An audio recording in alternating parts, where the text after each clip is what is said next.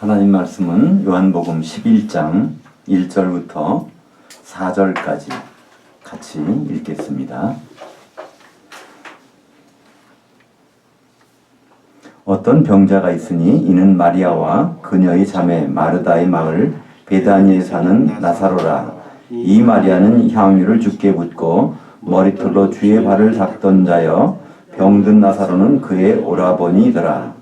이에 그 누이들이 예수께 사람을 보내어 이르되 주여 보시옵소서 사랑하시는 자가 병들었나이다 하니 예수께서 들으시고 이르시되 이 병은 죽을 병이 아니라 하나님의 영광을 위함이요 하나님의 아들이 이로 말미암아 영광을 받게 하려 함이라 하시더라.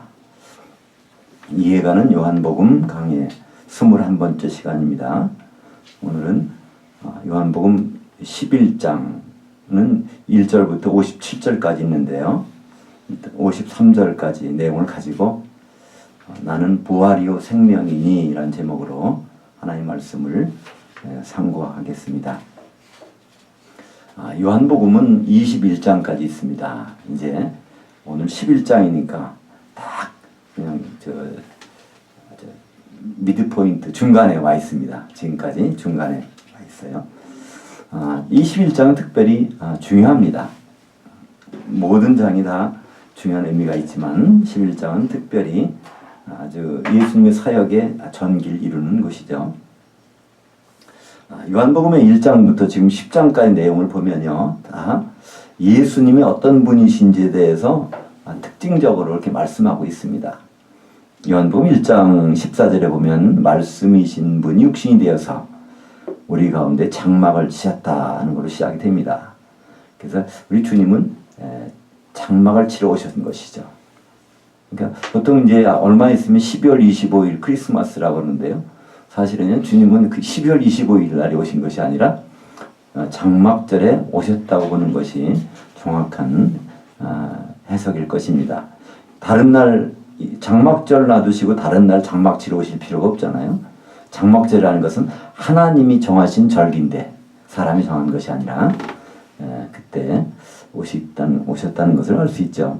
2장에 가서는요, 중요한 그 가나의 혼인잔치가 나오죠. 물을 가지고 포도주를 만드시는 사건이 나오지만 거기에서 예수님은요, 예루살렘에 가셔서 하나의 말씀을 하십니다. 예루살렘 성전을 보면서 이 성전을 헐라. 그러면 내가 사흘 만에 일으키리라. 근데 사람들이 깜짝 놀라죠.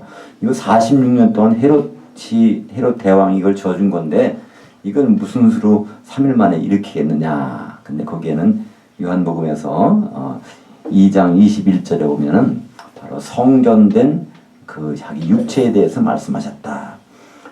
성막, 장막도 하나님과 만나는 것이고 성전도 하나님과 인간이 만나는 것입니다. 바로 예수님에 대해서 설명하고 있어요.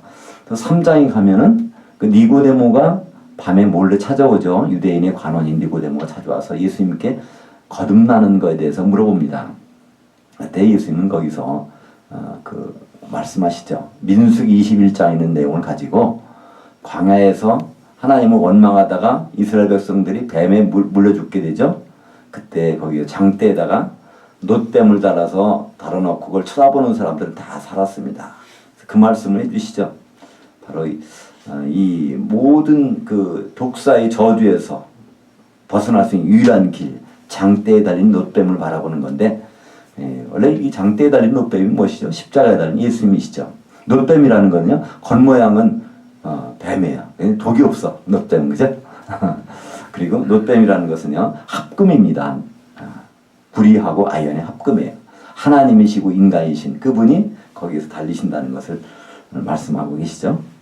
그다음에 4장에 가면 수가성의 여인을 만나시는 장면이 나옵니다. 예수님이 이제 6월절에 맞춰서 예루살렘 가셨었어요. 남쪽으로 가셨죠. 보통은 예수님이 이 갈릴리에서 사역을 하시는데요. 명절 때가 되면 여기에 예루살렘은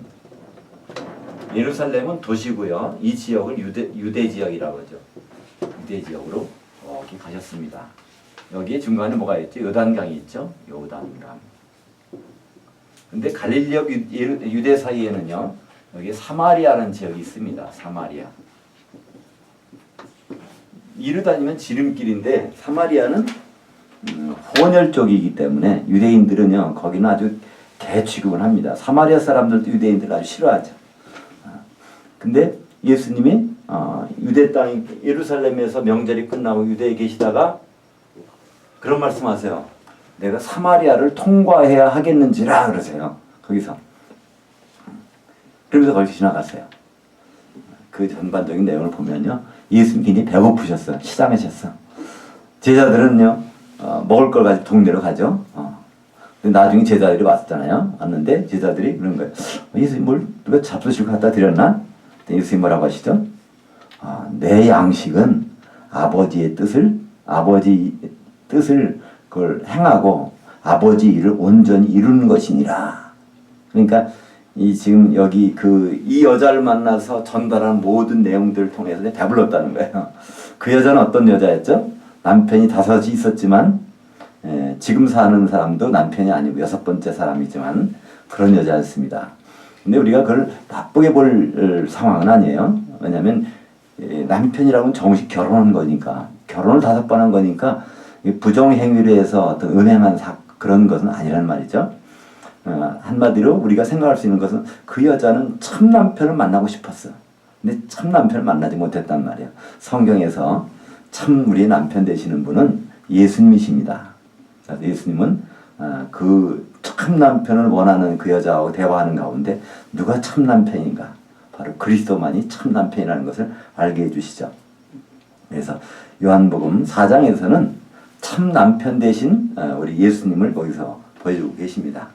요한복음 5장에 가면은요, 다시 또 유대 땅으로 오셔서 거기에서 베데스다 연못가에서 있는 사람들을 만나게 됩니다. 그 사람들은 그 연못이 동하게 되면 천사가 와서 그 물을 움직이게 되면 맨 먼저 들어가는 사람이 병이 낫는다 하는 소문이 있었어요. 그때 예수님이 거기 가셨어요. 사람들이 다 그것만 보고 있는 거예요. 그건 무엇을 의미하는 것이죠? 종교를 의미하는 것입니다. 사람들은 종교의식 절차 그걸 통해서 그걸 하면 이게 된다는 그것만 한 거예요. 그것을 가장 잘 표현하는 사람이 그 38년 된 병자입니다. 예수님은 특별히 그 중에서 가장 대표되는 사람. 이 사람만큼은 절대로 베데스다 연못가에 들어갈 가능성이 없는 사람이에요. 38년 동안 완전히 힘이 없이 그렇게 지내는 사람인데, 근데 거기 가서 예수님 뭐라고 말씀하시죠? 네가 뭘 원하느냐 그럽니다. 근데 그 38년 된 병자의 대답이 뭐죠? 내가 물에 들어가기 원한다는 거예요. 그게 뭘 의미할까요? 그는 우리도 모르게 종교의 습성이 젖을 때가 있어요. 나는 기도해야지, 난 뭐 해야지, 근데 다 종교적인 스케줄에서 움직일 때가 많이 있단 말이에요. 그죠? 그런 것들. 거기 익숙해지다 보면 왜 무엇 때문에 하는지도 모르고 그냥 하는 거예요. 38년 된 병자는 자기가 나서야 된다는 사실조차 잊어버렸어요. 여기 들어가는 것만 생각하는 거예요. 그죠? 그때 예수님은 그러죠. 네 자리 들고 일어나라, 걸어가라. 바로 이 베데스다라는 것은요. 베데스다. 이거는요. 히브리 말의 헤세드. 왜 합성어입니다. 벳이라는 건 집이라는 뜻이에요. 그죠? 그래서 벳엘 하면은 뭐죠? 엘은 하나님이니까 하나님의 집. 그죠? 베다니라는 것이에요. 베다니. 베다니인데요. 원래는 벳아니입니다. 아니라는 것은요. 슬픔이라는 뜻이에요. 벳집, 슬픔의 집. 그러니까 베단이라는 곳은요. 슬픈 사람들이 사는 곳이에요. 아주 우리나라 달동네 같은. 지금 여기 봉천동이 얼마나 좋아졌어요. 이게 옛날에 여기 달동네라고 그랬죠. 그런 동네. 예루살렘 거기에서 얼마 안 떨어졌어요. 2.7km밖에 안 떨어졌으니까 뭐 지척이죠. 거기는 완전히 못 사는 사람만 사는 동네. 그 동네가 베단이었어요. 이 벳이 들어가면 다 집입니다. 이 베데스다는요. 헤세드라는 것은요. 긍휼, 사랑 그런 뜻이에요. 히브리 말로. 그러니까 헬라 말로 하면 아가페라는 말이 있죠. 아가페라는 말은 헬라어인데 히브리 하면은 요거보다 더 강력한 건데 헤세드라고 그래요. 그러니까 긍휼의 집, 하나님의 사랑을 받을 수 있는 집이란 뜻이에요.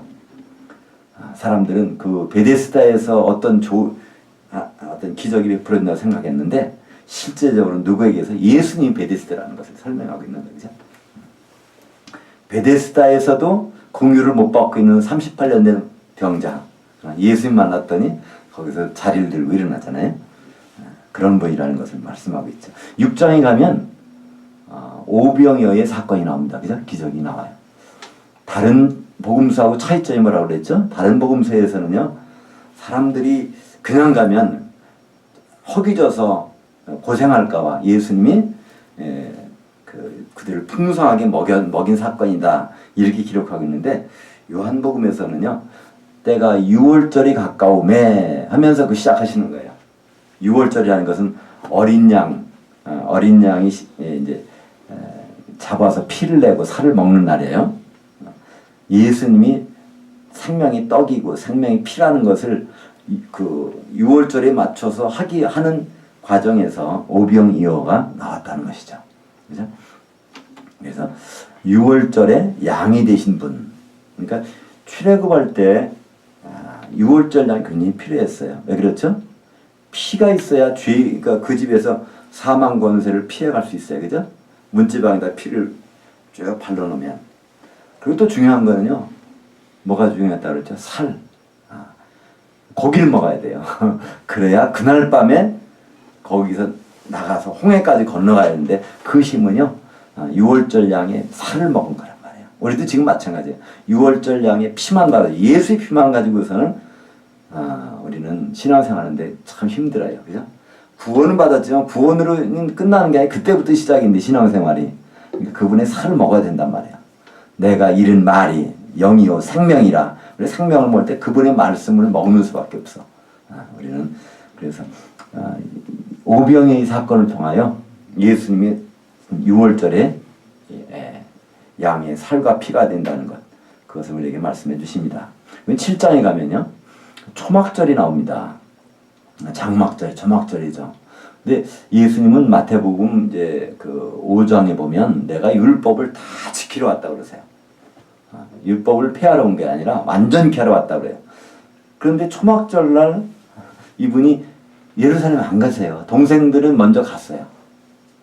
그럼 나중에 끝날 때쯤 이제 예루살렘에 가신단 말이에요. 왜 안 지키실까? 왜 안 지키실까요? 안 지키셨을까요? 지킨다면 오히려 이상한 거예요. 그죠? 예수님이 초막절 때 오셨단 말이에요. 장막 치러 오셨다고 그랬으니까, 장막절 날. 근데 만약 가서 장막절 지키고 있으면 저분은 말씀이 육신이 돼서 장막을 치셨다고 그랬는데 그건 아닌가 봐. 그럴 수 있단 말이에요. 그죠? 그래서 그분은, 예수님은 이제 초막절 마지막 날에 어디에 물축제 날, 사람들은 실로암에 물을 떠다가 제단에다가 막 붓고 그래요. 그래가지고 하나님이 광야에서 반석에 물을 퍼다줬다는 걸 기념하기 위해서. 근데 예수님은 그러죠. 나를 믿는 자는 배에서 생수의 강이 넘치리라 그러면서 성령에 대해서 말씀하신단 말이에요. 그러니까 이스라엘 사람들이 하는 종교 행위를 따라다니면서 그거 그림자만 하지 마, 실제는 내가 여기 있었는 걸 계속 말씀하시는 거예요. 8장에서는요, 가늠하다가 현장에 잡힌 여인이 나타납니다. 그죠? 근데 운이 좋은 여자였어요. 그죠? 가늠하다 현장에 잡히면 그 자리에서 돌로 지금 죽임을 당해야 되는데, 그는 데리고 왔어요. 예수님한테. 사실은 유대인들이 예수님을 시험하려고 데리고 온 것이죠. 바리새인들이. 모세 율법에 하면 가늠하다가 이렇게 현장에 잡힌 여자는 돌로 쳐 죽이라고 그랬다고. 근데 당신은 어떻게 말하겠습니까? 그랬더니 예수님 뭐라고 하시죠? 한참 쓰세요. 그죠? 쓰시다가 물으니까 너희 중에 죄 없는 자가 돌로 쳐라. 근데 사실은요, 그 사람들 자체가 문제가 있었어요. 가늠하다가 잡히면요, 다 죽이게 돼 있어요. 근데 특별히 돌로 쳐서 죽이면 되는 건 정해져 있어요. 누가요? 약혼한 여자가 가늠할 때는요, 돌로 쳐서 죽게 돼 있어요. 그러니까 그 여자는 약혼한 여자라는 말이에요. 그죠? 우린 다 이 교회 우리가 약혼한 여자예요. 왜냐하면 우리의 약혼자는 지금 이제 이 하늘에 계시단 말이야. 그분이 오실 거예요, 그죠? 우리 약혼자가 잘못한단 말이야. 우리가 잘못해도 해결받을 수 있는 유일한 방법은 예수께를 가면 돼요, 그죠? 반대 가면 죽어버렸어요. 거기서 이 가늠한 여인의 목숨을 구해준 우리 예수님이 나옵니다. 우리는 예수님이 약혼자로 있지만 얼마나 간음을 합니까? 세상 것을 더 좋아할 때가 많이 있잖아요. 예수님보다도. 그러나 예수님은 그것을 구원해 주신 장면이 나오죠. 9장에 가서는 실로암에 연못에 가서 너 눈을 닦아라 해서 날 때부터 맹인된 사람이 왔는데 그 흙을 침으로 뱉어가지고 진흙을 바르죠, 그죠? 그래서 실로암에 가서 닦아라, 씻으라. 그러더니 나섰어요. 그 보게 됐단 말이에요. 그래서 실로암이라는 뜻은요, 보내심을 받았다. 우리 예수님은 하나님 아버지께서 보내셔서 그걸 순종해서 오신 분이에요. 그러니까 예수님께 가면 눈이 떠진다는 거예요, 그죠? 우리가 정말 예수님께 가면 본다고 하는 걸 보는 게 아니라는 거예요. 진짜 볼 수 있어야 보는 건데 예수님께 가야 볼 수가 있다는 것이죠. 저는 10장에서는 이제 선한 목자에게 나왔습니다. 나는 선한 목자라, 예수님이. 근데 선한 목자는 뭐라고요? 좋은데 데리고 다니며 풀만 먹이는 사람이 선한 목자가 아니에요, 그죠? 예수님 표현해 보면 나는 선한 목자라, 바로 양들 위해서 내 목숨, 내 혼을 내가 버리겠노라. 혼을 버린다는 것은요, 창세기 9장 4절에 보면요, 바로 혼의 피가 혼에 있다는 거예요. 혼이 피가 있다는 거예요. 여기는 생명이라고 이렇게 번역되어 있지만은요, 바로 예수님이 내가 혼을 버리겠다는 얘기는 내가 피 흘리겠다는 거예요. 양을 위해서 내가 피를 흘리겠다. 나는 그래서 선한 목자라는 거예요. 그래서 그게 무슨 뜻일까요? 바로 죽으시고 부활하실 것을 말씀하시는 거예요. 창세기 3장 22절에 보면 아담이 범죄한 후에 창세기 3장 22절에 보면 하나님이 그래요. 우리 중 하나가 반드시 선악을 안다 그랬어요. 그죠? 선악을 안다. 우리 중 하나가 성부, 성자, 성령 중에서 안다. 안다는 건 경험한다는 뜻이죠. 도덕적인 선악이 아닙니다. 도덕적인 선악을 모르실 분이 어디 있어요? 성부, 성자, 성령 중에서 한 분이 도덕적인 선악을 모를 분이 없단 말이에요. 그것은 몸으로 경험하는 것입니다. 선은 살리는 거, 생명이에요. 악은요, 궁적으로 죽이는 것, 그죠? 그러니까 죽고 살아나는 것, 그것을 몸으로 경험하는 것을 말씀하시죠. 그 일이 있었는데 그것이 성부, 성자, 성령에서 결정된 사항이에요. 그걸 순종해서 땅에 내려와서 순종하신 분이 바로 예수님입니다. 그래서 성경에서는요, 그리스도의 믿음이라는 단어가 5번 나와요. 근데 우리말에는 한결같이 그리스도를 믿음으로 번역했어요. 로마서 3장 22절에도 그렇고요. 이게 다 갈라디아서 3장 22절. 이게 보면 3장 22절이 아주 무슨 공통점이 있는 것 같아요. 그죠? 거기 보면요, 그리스도를 믿음이 아니라 그리스도의 믿음으로 우리는 의롭게 된다고 했어요. 예수 그리스도께서 그 믿음을 완성하셨기 때문에 그래서 우리는 의롭게 된다는 얘기예요. 우리가 예수 믿어서 의롭게 된다는 얘기가 아니라 원문의 뜻은 예수 그리스도의 믿음이 뭘까요? 창세기 3장 22절에 결정된 사항을 순종해서 십자가를 지시고 모든 걸 이루셨단 말이야. 그것이 예수님의 믿음입니다. 예수님의 믿음이라는 것은, 믿음은 설득당했다는 뜻이에요. 하나님 가운데에서 있던 일이 설득당해서 그분이 말로만 한 것이 아니라 행동으로 옮기셨어. 그 믿음을 우리가 가져서 우리는 의롭게 된다는 거예요. 그건 굉장히 차이가 있습니다. 그죠? 그리스도를 믿음으로 의롭게 되는 거하고요, 그리스도의 믿음으로 의롭게 되는 거는 큰 차이가 있어요. 그리스도를 믿음으로 의롭게 되는 거는 내가 노력해서 열심히 믿으면 내가 의롭게 된다는 뜻이에요. 그러나 그리스도의 믿음으로 되는 것은요, 예수님의 한 행적, 예수님이 하나님의 모든 것에 설득당해서 십자가에서 이루신 그것 때문에 우리가 의롭게 된다는 거예요. 그죠? 주체가, 믿음의 주체가 예수님이냐, 믿음의 주체가 우리들이냐 그런 거. 우리는 사실 믿음이 이렇게 클 수가 없어요. 그분이 이루어주신 믿음을 우리 받아들이는 것뿐이죠. 그래서 이 선한 목자에 대해서 나는 양들을 위해서 내 혼을 버리노라, 내 피를 흘리노라 이제 말씀하시죠. 이제 11장에 옵니다. 오늘 와서는 그걸 구체적으로 말씀하시는 거예요. 12장에 가면 어떤 사건이 벌어지냐면 마리아가 옥합을 깨뜨려서 예수님 발에 부는 장면이 나와요. 그때 예수님 말씀하시죠. 내 장례 준비했다는 거예요. 거기서 말씀하세요. 그러니까 이 사실은 이 마리아는 베다니 마리아라는 사람을 통하여 뭘 했냐면 유월절 어린 양이라는 것을 이렇게 알리는 거예요. 그런 일이 있죠. 그러니까 요한복음 11장은요. 중심적인 내용이 누구냐면요. 베다니 마리아가 중심이에요. 요한복음 11장은. 베다니 마리아를 통하여 12장에 가서 바로 옥합을 준비했다가 그것을 깨뜨려서 장례 준비하는 것. 그것이 바로 11장의 내용입니다. 그래서 11장의 사건은 어떻게 보면 이제 마리아와 마르다가 오빠하고 살고 있는데 오빠가 병 들어가지고 불쌍해서 예수님한테 가니까 예수님이 이렇게 도와주시고 고쳐주시고 살려주시고 이렇게 한 내용으로 우리가 이해할 수 있는데요. 사실은요. 거기에 핵심 인물은 베다니 마리아입니다. 그래야 요한복음 12장으로 바로 연결이 돼요. 12장에 가서 베다니 마리아 옥합을 이걸 그 예수님의 표현에 보면요. 준비했다고 돼 있어요.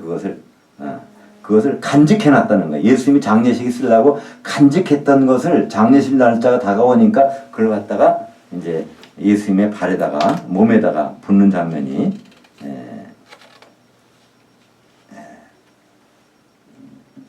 나오게 되죠. 근데 이제 요한복음은 어떻게 다른 관점에 보면은요 표적의 복음이라고도 합니다. 표적이라는 것은요 기적하고 좀 달라요. 표적과 우리는 기적이라는 건 도저히 일어나서는 안 될 일이 일어나는 게 기적이라고 그러죠. 표적이라는 것은요 반드시 일어나야 될 일이 일어나는 거예요. 그림자는 뜻이에요. 그래서 이 표적들이 나오는데 요한복음 20장 30절과 31절 한번 읽어보겠습니다. 예수께서 제자들 앞에서 이 책에 기록되지 아니한 다른 표적들도 많이 행하셨으나 오직 이것들을 기록함은 너희를 예수께서 하나님의 그 아들 그 그리스도이심을 믿게 하려 함이요 또 너희로 믿고 그 이름을 힘입어 생명을 얻게 하려 함이니라. 이 요한기 복음에는 이 표적들을 많이 기록해 놨는데 7가지를 기록해 놨어요. 근데 그 목적이 예수님이 하나님의 아들 그 그리스도이심을 믿게 하려 함이라. 우리가 보면 하나님의 아들 그 그리스도 이게 뭐 비슷한 것 같죠? 크게 보면 이렇습니다. 하나님의 아들이라는 것은요. 하나님이라는 뜻이에요. 새의 아들이 새잖아요. 그죠? 그리스도는요. 이건 사람의 아들이 인자라는 뜻이에요. 그리스도는요. 반드시 사람이 돼야 거기에 기름을 부어요. 왕에다가도 왕이 사람이잖아요. 선지자도 사람이고 제사장도 사람이에요. 그러니까 그리스도는 일단은 사람이 돼야 된단 말이에요. 그죠? 그래서 다른 데서 표현은요. 그것을 인자라고 하기도 하고 또 그리스도라고도 하기도 합니다. 그러니까 예수님은 하나님의 아들이시기도 하고 사람의 아들이시기도 해요. 그러니까 사람이란 말이에요. 두 가지가 다. 근데 왜 사람이 되셨을까요? 유월절 어린 양의 그 일을 행하시려고 십자가에서 피를 흘리시려면 사람이 돼야 되잖아요. 바로 요한복음 내용은 그 예수께서 그리스도 피 흘릴 뿐이라는 것을 나타냈다는 거예요. 마태복음 16장에도 그 말씀이 있습니다. 거기서 예수님이 원래 그리스도 하면요. 그리스도 그러면 이게 선지자도 그리스도예요. 선지자. 왕도 그리스도입니다. 그리스도라는 것은요. 기름을 부어서 세웠다는 뜻이에요. 기름을 부어서. 헬라 말로 크리오라는 게 있어요. 크리오는 기름을 바르는 거예요. 기름을 붓는 거예요. 이 기름을 붓는 거에 과거 분사형 영어로 하면요. 그것이 바로 크리스토스입니다. 그래서 그리스도라는 것은 크리스토스를 우리말로 이제 음력한 거예요. 크리스토스라는 헬라어를. 그래서 기름이 부어지는 사람이라는 뜻이에요. 그래서 그 사람들은 당시에 그리스도라면 저분 선지자구나. 그렇지 않으면 또 왕이구나 이렇게 하는 거예요. 근데 자기 몸을 버려서 제물로 삼으실 대제사장 그리스도라는 생각은 아무도 못하는 거예요. 그건 못했어요. 그래서 성경에서는 계속해서 예수님이 그리스도라는 말을 계속 강조하는 이유는요. 예수님이 왕이다 선지다 강조하는 것이 아니에요. 예수님은 강조 안 해도 사람들은 뭐라고 여기냐면 선지자도 알아봤어요. 예수님 선지자라는 거는요. 지금도 이슬람교 사람들은요. 예수님은 선지자라고 그래요. 그들도. 훌륭한 선지자라고 그래요. 그리고 유대교 사람들도 예수님은 선지자라는 거 다 인정해요. 예수님 당시에서도 사람들은 예수님은 선지자라고 인정했어요. 가이사랴 빌립보에 가서 그러죠. 사람들이 날 누구라고 그러지? 더러는 세례요한이 살아났다고 그래요. 세례요한 선지자잖아요. 또는 에레미야, 엘리야라고 그래요. 어떤 이는 선지자 중에 하나라고 그래요. 그러니까 3년 이상 예수님이 사역을 한 다음에 사람들이 인식한 건 예수님은 선지자 그리스도라는 거 다 아는 거예요. 그때 바로 베드로가 고백한 것이 어떤 고백이죠? 그 그리스도라고 고백했어요. 사람들이 말하는 선지자 그리스도가 아니고 바로 이 제물 되실 그리스도이십니다는 고백이 있단 말이에요. 그것이 바로 마태복음 16장 16절과 21절입니다. 시몬 베드로가 대답하여 이르되 주는 그 그리스도시요 살아계신 하나님의 그 아들이시니이다. 이때로부터 예수 그리스도께서 자기가 예루살렘 올라가 장로들과 대제사장들과 서기관들에게 많은 고난을 받고 죽임당하고 제3일에 살아나야 할 것을 비로소 나타내시니 제자들에게.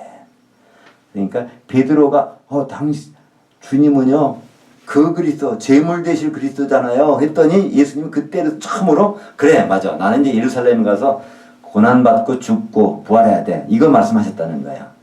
그러니까 세상 사람들이 말하는 선지자 그리스도라고 할 때는 예수님은 거기에 대해서 반응을 안 보셨어. 베드로가 그걸 할 때 그래 맞아 나는 이제 가서 죽어야 돼. 근데 베드로가 그걸 뭐라고 그래요? 주여 이런 일이 절대 일어나서는 안 됩니다. 그러면서 하니까 뭐라 그러죠? 사탄아 물러가라. 같은 자리에서 그죠? 베드로가 잠깐 신앙 고백한 게 그게 사실은 자기 속에서 한 것이 아니라는 걸 알 수 있죠. 그의 밑바탕에서는 선지자나 왕으로 생각하고 있던 거예요. 베드로는요. 근데 그 순간에 갑자기 그 그리스도라면서 죽으실 그리스도에 대해서 말씀하셨던 것이 나타납니다.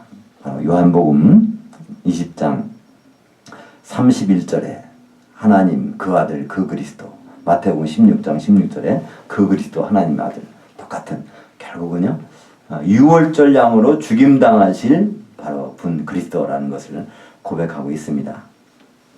이제 이 표적들이 이제 그거 나타나는데요. 이 표적들을 보면 요한복음에 7개가 나옵니다. 첫 번째 나오는 표적이 무엇이죠? 가나 혼인잔치에서 물로 포도주를 만드세요.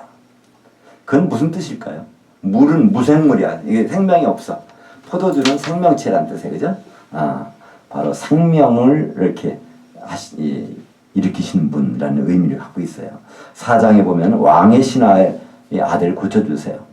왕이 신하가 있는데 이 사람이 자기 아들이 지금 죽게 됐다고. 그러니까 예수님이 가라. 바로 내 아들이 나섰다.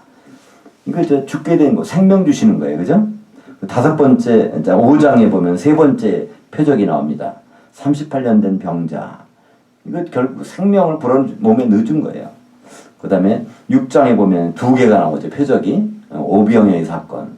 생명의 떡에 대해서 생명의 피에 대해서 말씀하신 거고요. 그 다음에 수상보행이라고 한자로 써놨어요. 이게 무슨 말일까요? 제가 그냥 이 칸이 좁아가지고 생각해서 낸 게 수상보행이에요. 예? 예. 예수님이 이제 오병이어의 사건을 행하시고 이제 제자들 보고 니들 먼저 가 그랬잖아요. 그 다음에 그날 밤에 그냥 풍랑이 일어가지고 막 힘들게 하니까 예수님이 걸어서 오셨잖아요. 그죠? 이거 보통 사람 못하는 일이잖아요. 그죠? 예, 물이라는 거, 바다라는 거는 원래 약한 세력이 장악하고 있다는 거예요. 그 위를 발로 밟고 다니시는 분. 악한 것을 이기는 그런 것을 우리에게 보여주십니다. 그 다음에 9장에 가면 맹인, 선천적으로 볼 수가 없어요. 그러면 볼 수 없는 걸 보게 하시는 분. 그다음에 11장에 오늘은 이제 죽은 나사로를 살리시는 거예요. 이것이 이제 그래서 마지막 이 표적은 마지막 나옵니다. 그러니까 요한복음에는 예수님이 사인이 7개가 나와요. 근데 사실은 하나 더 있죠? 뭘까요? 예수님 스스로 하신 거 사인. 십자가에서 이건 예수님이 스스로 하신 것이죠, 그죠? 죽으셨는데 부활하셨어, 그죠? 그것까지 포함하면 8개고요. 그렇지 않으면 7개가 나옵니다. 근데 그 내용들이 요한복음 1장 29절에 보면요. 한번 같이 읽어볼까요? 이튿날 요한이 예수께서 자기에게 나아오심을 보고 이르되 보라 세상 죄를 지고 가는 하나님의 그 어린 양이로다. 그러니까 세례 요한은 예수님을 뭐라고요? 십자가에 달려서 피를 흘리실 그 분이라는 것을 6월절 어린 양이라는 것을 이제 말씀하고 있어요. 고린도전서 5장 7절에도 같은 말씀이 있습니다. 너희는 누룩 없는 자인데 새 덩어리가 되기 위하여 묵은 누룩을 내버리라. 우리의 그 6월절 양 곧 그리스도께서 희생되셨느니라. 그러니까 예수님은요 중간중간에 보면 사람들이 잡아 죽이려고 하는 게 있죠, 그죠? 돌로 치려고 하고 막. 근데 예수님은 어떻게 도망 다니셔? 어떻게 이렇게 예수님이 비겁하게 도망 다니실까? 근데요 그는 우리를 위해서 그러신 거예요. 예수님이 6월절 날 피를 흘리셔야 돼. 그래야 6월절 어린 양으로 우리의 모든 걸 담당하신단 말이에요. 그래서 그분이 도망 다니시는 건 사실 우리를 위해서 그러신 거예요. 6월절 어린 양으로 십자가에 달리셔야 되기 때문에 그런 거예요. 그렇다면 6월절 어린 양으로 십자가에 달리신다는 것을 만방에 선포를 하셔야 돼. 그럼 6월절 어린 양을 잡을 때 어떻게 잡냐면요. 출애굽기 12장 3절과 6절 읽겠습니다. 너희는 이스라엘 온 회중에게 말하여 이르라. 이달 열흘에 너희 각자가 어린 양을 취할지니 각 가족대로 그 식구를 위하여 어린 양을 취하되 이달 19날까지 간직하였다가 해질 때 이스라엘 회중이 그 양을 죽이고. 그러니까 갑자기 죽이는 이런 게 아니에요. 절차가 있어요. 그러니까 이 어린 양, 이것이 이제 죄가 없다는 어린 양을 골라가지고 4일 동안 집에다 갖다 놓고 점검을 해요. 흠이 있으면 안 돼, 절대로. 그래서 4일 동안 점검하고 그날 저녁에 이걸 잡아야 흠이 없어야 그것이 그 어린 양의 피가 그 집안 식구들의 모든 죄를 사하는 거예요. 흠이 있는 거는요, 그 흠이로 죽었으니까 이거는 아무 효력이 없어요. 그래서 예수님은 지금 이제 6월절에 십자가 달리시기 전에 요 4일 동안 점검받을 절차가 필요하단 말이에요. 요때 뭐가 필요해요? 어린 양을 딱, 이게 6월절 잡을 어린 양입니다. 이걸 딱 선택할 필요가 있어. 이 선택할 수 있는 사람을 고르는 거예요, 지금. 그게 바로 베다니 마리아입니다. 오늘 여기서 이제 베다니 마리아라는 사람이 굉장히 이렇게 하나님은 아주 중용하세요. 우리 그것을 다시 기억하기 위해서 누가복음 10장 38절 또 42절까지 한번 읽어보겠습니다. 그들이 길 갈 때 예수께서 한 마을에 들어가심에 마르다라 이름하는 한 여자가 자기 집으로 영접하더라. 그녀에게 마리아라 하는 동생이 있어 주의 발치에 앉아 그의 말씀을 듣더니 마르다는 준비하는 일이 많아 괴로운지라 예수께 나아가 이르되 주여 내 동생이 나 혼자 일하게 드는 것을 생각하지 아니하시나이까? 그녀에게 명하사 나를 도와주라 하소서. 주께서 대답하여 이르시되 마르다야 마르다야 내가 많은 일로 염려하고 근심하나 한 가지만이 필요하니라. 마리아는 이 좋은 편을 택하였으니 빼앗기지 아니하리라 하시니라. 여기 이제 그 마리아 마르다 집을 방문하셨어요. 그때 언니는 부엌에서 막 준비를 하는 거야. 근데 동생은 예수님의 그 발치에 앉아서 예수님 말씀을 들었어요. 그때 언니가 그럽니다. 나 이렇게 힘들게 하는데 동생한테 좀 나 좀 도와달라고 해주세요. 이게 우리가 보면요 정상 그냥 평범한 말이잖아요. 당연히 그럴 수 있는 말이잖아요. 근데 여기서 예수님이 대답이 그래요. 너는 참 여러 가지로 근심하는데 한 가지만 필요하다는 거예요. 한 가지. 근데 한 가지 필요한 것을 마리아는 좋은 편 택했다는 거예요. 그러니까 이게 뭘까요? 예수님은 지금 식사하고 싶은 생각이 없어요. 예수님은 배고플 때 예수님이 배를 채워줄 게 뭐죠? 하나님 아버지의 뜻을 행하고 그 일을 온전히 이루는 거. 이것만이 예수님 배부르게 할 수 있다는 말이에요. 근데 마리아는 지금 그걸 대접하고 있는 거예요. 그 발치에서 그걸 대접하고 있는 거예요. 하나님 예수님 말씀하는 것에 대해서 다 듣고 있단 말이에요. 그래서 이 좋은 편이 무엇인가? 근데 이제 마리아는 여기서 예수님에 대해서 조금 뭐가 부족한 부분이 있는 것 같아. 예수님을 이해하는 부분에서. 그래서 오늘 사건이 있는 거예요. 이 마리아한테 다시 찾아가 마리아를 만나서 해줄 게 있는 거예요. 그 다음부터 마리아는 준비합니다. 뭘 준비해요? 옥합을 예수님의 장례에 쓰려고 준비한다고 돼 있어요. 그 다음에 12절에 보면, 12장에 보면 요한복음에 그게 나옵니다. 마태복음 16장 12절에 보면 이제 시간이 지나서 예수님이 십자가 달리시기 얼마 전에 닷새 전에요. 한 사건이 일어납니다. 그게 마태복음 26장 12절입니다. 이 여자가 내 몸에 이 향유를 부은 것은 내 장례를 위하여 함이니라. 내가 진실로 너에게 이르노니 온 천하에 어디서든지 이 복음이 전파되는 곳에서는 이 여자가 행한 일도 말하여 그녀를 기억하리라 하시니라. 그러니까 온 천하에 어디서든지 대한민국 서울 사당동에서도 마찬가지예요. 예수님이 복음 전파되는 곳이라면 이 베다니 마리아가 옥합을 준비했다가 장례 준비, 그러니까 예수님 앞에 가서 부은 사건, 이것이 반드시 얘기돼야 된다는 거예요. 근데 우리가 그런 얘기 하나요? 그죠? 우리 그런 일이 있는지도 잘 모르죠. 그렇다면 뭘까요? 예수님 입장에서는요, 복음이 제대로 전해지지 않는다는 얘기, 다른 게 전해진다는 얘기예요. 얼마나 이것이 중요하냐면, 그죠? 예수님이 이런 말씀 하셨겠어요. 온 천하에 복음이 전파되는 곳에서는 이 여자가 행한 일. 근데 이 여자가 베다니 마리아가 이걸 행하기까지의 오늘 요한복음 11장의 사건이 필요한 거예요. 예수님은 그냥 병자 고쳐주시고 좋은 일 하시고 그런 분이 아니라 죽은 자를 살려주시고 본인도 죽었다가 부활하실 거라는 것을 이것을 알아야 예수님이 유월절 양으로 죽으시고 부활하신다는 거. 장례 준비를 하러 갈 거 아니에요. 그죠? 지금 그래서 오늘 말씀은 이 둘 사이에 있습니다. 누가복음에서 처음으로 마리아가 예수님 발알치에서 말씀을 들을 때, 그리고 옥합을 가지고 가서 장례 준비를 할 때, 요 사이에 있는 사건이 바로 오늘 요한복음 11장의 사건입니다. 그래서 예수님께 이제 찾아왔어요. 마리아와 마르다가 사람을 보냈겠죠. 자기 오빠가 병들어서 죽게 됐다고. 근데 예수님이 거기서 이틀 더 있다 가세요. 그죠?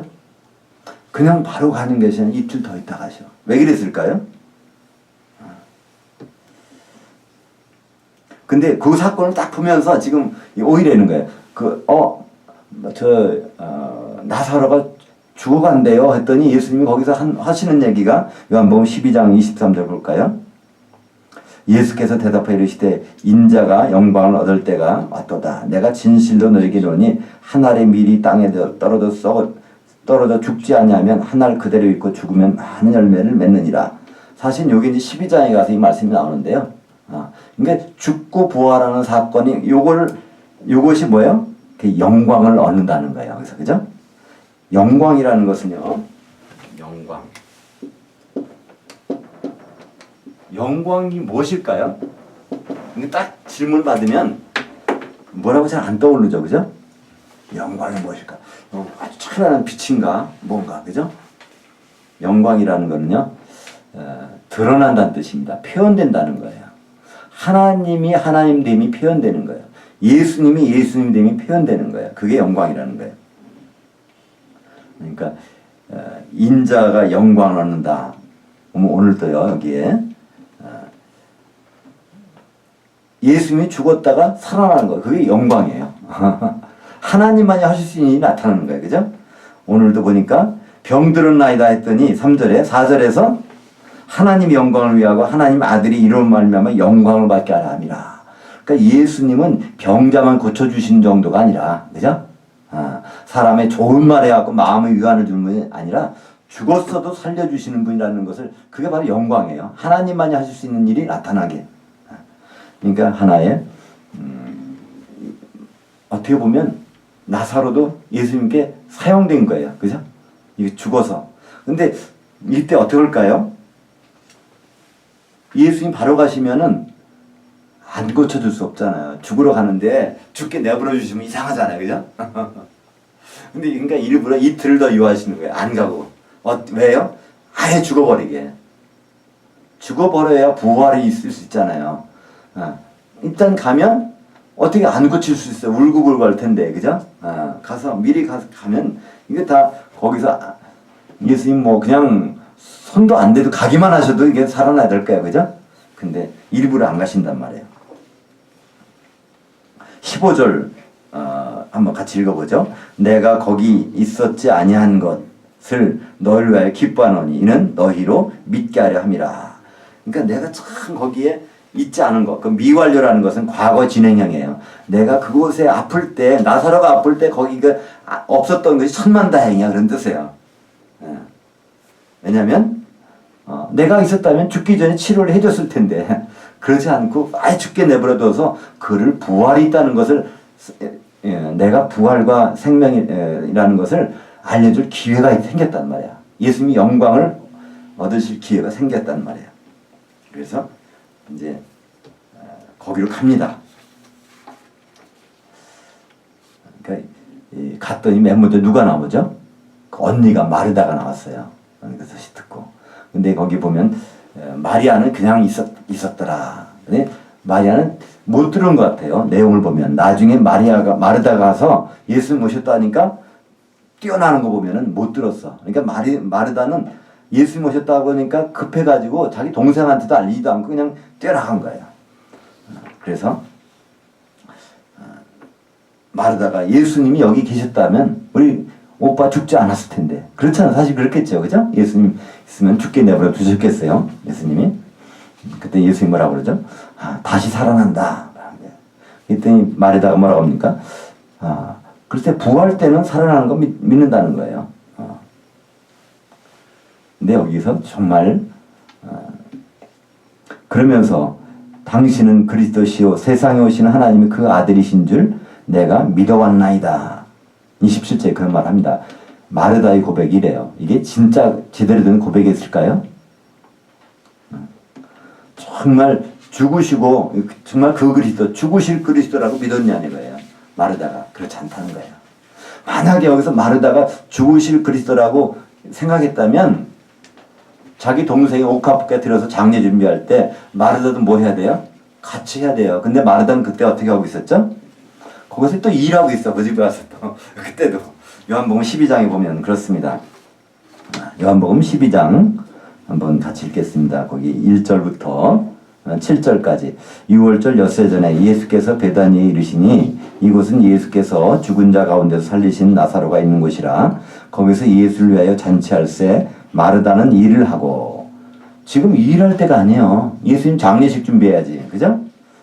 나사로는 예수와 함께 앉은 자 중에 있더라. 마리아는 지극히 비싼 향유 곧 순전 나드 한 근을 가져다가 예수의 발에 붓고 자기 머리털로 그의 발을 닦으니 향유 냄새가 집에 가득하더라. 7절에요. 예수께서 이르시되 그를 가만두어라. 그 중간에 뭐가 있었냐면요. 왜 이렇게 비싼 걸 가지고 이걸 팔아서 가난한다 주지. 그랬더니 여기서 예수님 그러는 거예요. 예수께서 이르시되 7절에 그러니까 우리말 번역은 좀 이상하게 돼서 그걸 고쳐놓은 겁니다. 우리말 번역은 이렇게 돼 있어요. 예수께서 이르시되 그를 가만두어 나의 장례할 날을 위하여 그것을 간직하게 하라. 이렇게 번역됐어. 이건 엉터리로 번역된 거예요.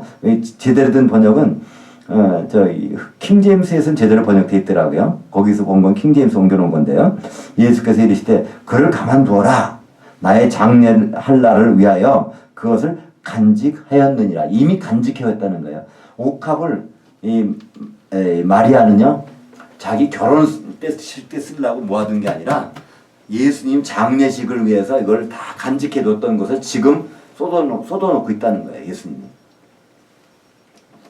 이 마리아의 생각이 언제 이렇게 바뀌었을까요? 바로 오빠가 죽었다가 부활할 때. 바로 예수님은 병만 고치는 분이 아니라 죽은 자도 살리시고 스스로가 유월절 양으로 죽으셨다가 부활할 분인가 봐. 그래서 6월절에 맞춰서 거기 딱 가시니까 날짜 하나 둘 세 보더니 예수님 이제 6월절 양으로 지정이 되실 날짜네. 그날 저녁에 가서 옥합을 가지고 딱 장례 준비를 하는 거예요. 그걸 위해서 간직해 놨으니까. 그 예수님이 나의 장례할 날을 위하여 그것을 간직하였습니다. 이렇게.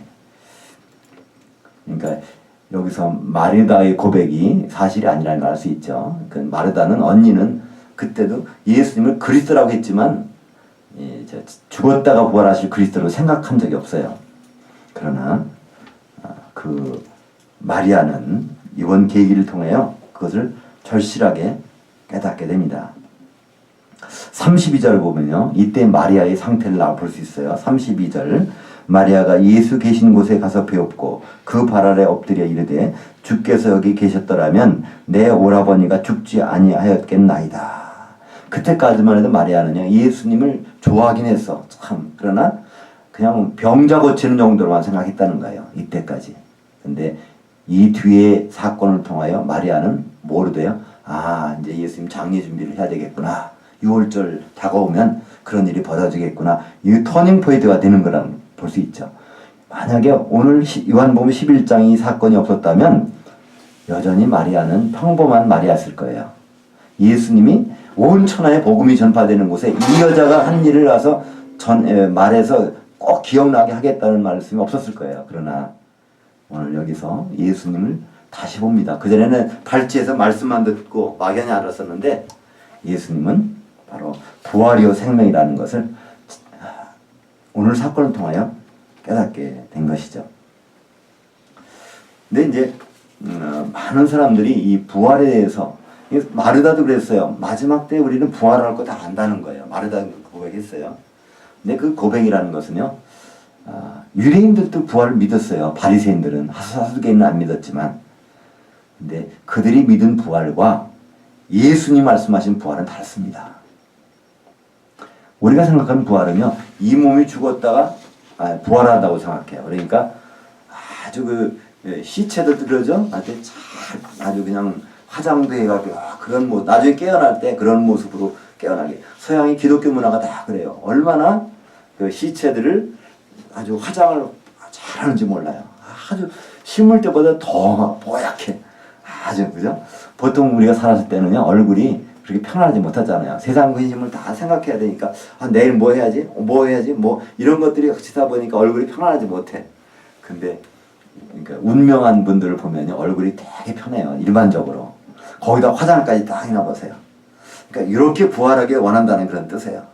근데 실제적으로는요 우리가 부활하는 거는 이 몸으로 부활하는 것이 아닙니다. 주님이 말씀하시죠. 마태복음 22장 30절 볼까요? 부활 때는 장가도 아니가고 시집도 아니가고 하늘에 있는 천사들과 같으니라. 우리는요 이런 맘대로 돌아다니고 맘대로 그러니까 다른 형태로 그러니까 막 변하는 거예요. 그걸 구체적으로 설명하는 것이 바로 고린도전서 15장 51절 52절입니다. 보라 내가 너에게 비밀을 말하노니 우리가 다 참잘 것이 아니요 마지막 나팔에 순식간에 홀연히 다 변화되리니 홀연히 변한다는 거예요. 나팔 소리가 나면 죽은 자들이 썩지 아니할 것으로 다시 살아나고 우리도 변화되리라. 그러니까 많은 사람들이 생각은요 부활 그러면 그냥 우리 몸이 무덤에서 살아나는 걸로 생각해. 그대로. 그래서 예수님이 바로 십자가 그 사건 했을 때 많은 사람들이 무덤에서 일어났다 부활했다 그러는데요. 그죠? 그건 진짜 부활 아니에요. 나사로 죽었다가 부활, 이거 부활 아니에요. 이게 부활이라면요, 영원히 죽지 않아야 돼. 그죠? 나사로도 죽었단 말이야. 이 부활은요, 그 진짜 부활이 아니에요. 진짜 부활은요, 첫째 부활, 어디 나오죠? 요한계시록 20장 5절과 6절에 보면은, 거기 첫째 부활, 성도들이 주님과 만나는 그걸 첫째 부활이라고 그래요. 그리고 둘째 부활은 백보자 심판 때 죽은 자들이 다 일어나서 심판받으려고 일어나는 걸 둘째 부활이라고 한단 말이에요. 이 부활은 지금 우리 몸으로 그냥 살아나는 것이 부활이 아닙니다. 그래서 이게 화장을 해야 되나 말아야 되나 이거 고민하는 분들이 많아요. 그죠? 이거 있다가 나중에 내 몸이 어떻게 만들어지지? 성경은 거듭거듭 말합니다. 우리가 부활하는 것은요 아주 자유로운 몸으로 부활해요. 호련히 그 샘플이 누굽니까? 예수님이세요.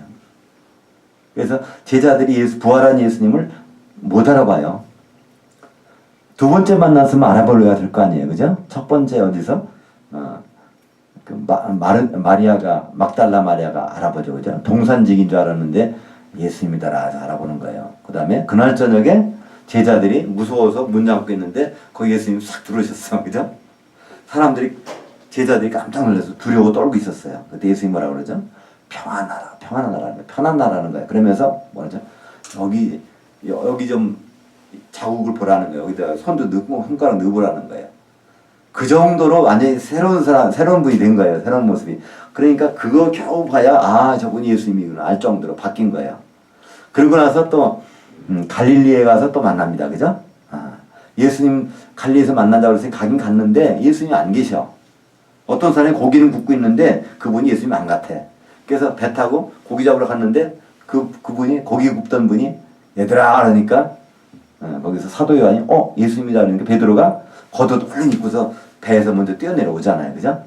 그러니까 얼마 전에 거기서 만났는데 마가다락방에서 이제 문 걸고 있는데 그때 예수님 만났는데 그 모습이 아니란 말이에요. 또 갈릴리에서 나타났던 그 모습은 또 다른 모습이야.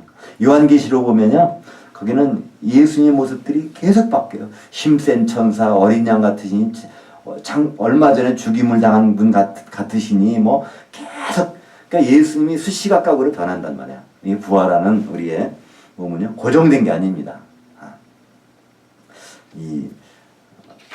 오늘 여기서 나사로가 부활한 것 이것은요 우리의 부활의 모습이 아니에요. 사실은요. 그런 것을 미리 잠깐 보여주신 것뿐이에요. 예수님이 부활이시고 생명이라는 그분을 예수님을 보여주시기 위해서 나사로가 사용된 거고요. 사실은 이제 이 마리아를 그걸 통해서 6월절 양이라는 것을 지정하게 12장이 그것이 나옵니다. 12장에 가보면요. 6월절 엿새 전에 베단에 도착하세요. 예수님. 6월절에 맞춰가지 않고 엿새 전에 갔단 말이에요. 그럼 엿새 전에 도착해서 그날 저녁에 잔치가 벌어져요. 그럼 며칠 전이에요? 닷새 전이죠. 닷새 전이니까 이제 6월절 양이 된다면 거기서 지정이 돼가지고 4일 동안 점검해야 돼요. 흠이 없어야 돼. 그런 다음에 6월절에 달리셔야 된단 말이야. 그 절차를 쭉 맞춰서 오셨는데 그걸 알아본 사람이 베다니 마리아 한 사람. 옥합을 가져와서 이분이 6월절 양으로 죽으실 분이네. 그래서 그날 장례 시체에다 바르는 옥합의 향을 다 바르잖아요. 그러니까 예수님 뭐라고 그러죠? 온 천하에 복음이 전파되는 곳에는 이 여자가 한 일을 반드시 생각나게 하겠다는 거예요. 오늘 바로 그 사건이 이루어진 계기가 되는 요한복음 11장입니다. 그래서 예수님은요 이걸 통해서 다시 한번 강조하는 거예요. 예수님 6월절 양이 그 그리스도라는 거예요. 그렇죠? 기도하겠습니다. 하나님 아버지 은혜를 감사합니다. 주님은 부활이요 생명이라고 하셨습니다. 이제 우리는 항상 죽을 것 때문에 창피하고 또 굶어 죽고 또 배고파 죽고 여러 가지 죽는 것에 대해서 너무나 두려움이 많습니다. 그러나 주님은 부활이시고 생명이라고 하셨사오니 주님 안에서 참 자유를 가지고 주님이 기뻐하신 일들만을 골라서 할 수 있는 믿음의 성도들이 다 될 수 있도록 은혜 베풀어 주시옵소서. 예수님의 이름으로 기도합나이다. 아멘.